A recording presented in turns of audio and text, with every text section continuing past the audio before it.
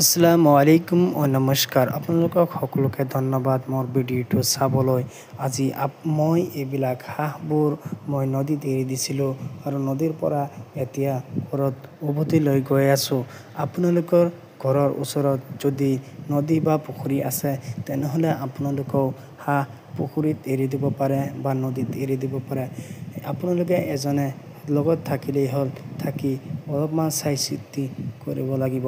যদি আপোনালোকক এইখন ভিডিঅ'ৰ জৰিয়তে যদি আপোনালোকৰ কিবা লাভৱান হয় তেনেহ'লে মোৰ চেনেলটোত এটা লাইক কৰি দিব আৰু ছাবস্ক্ৰাইব কৰি দিব। আৰু যদি আপোনালোকৰ হাঁহৰ ঔষধৰ বিষয়ে বা মেডিচিনৰ বিষয়ে যদি আপোনালোকৰ কোনো তথ্য জানিব বিচাৰে তেনেহ'লে মোৰ চেনেলটোত কমেণ্ট কৰি আপোনালোকে জনাব পাৰিব। আৰু মোৰ চেনেলটোৰ ডিছক্ৰিপশ্যনত মোৰ মোবাইল নম্বৰ দিয়া আছে।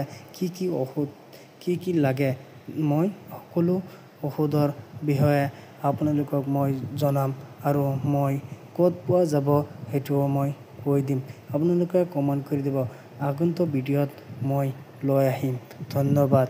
আপোনালোকক অনুৰোধ কৰি কৈছোঁ মোৰ ভিডিঅ'টো এটা শ্বেয়াৰ কৰি দিব আৰু ছাবস্ক্ৰাইব কৰিব। ধন্যবাদ।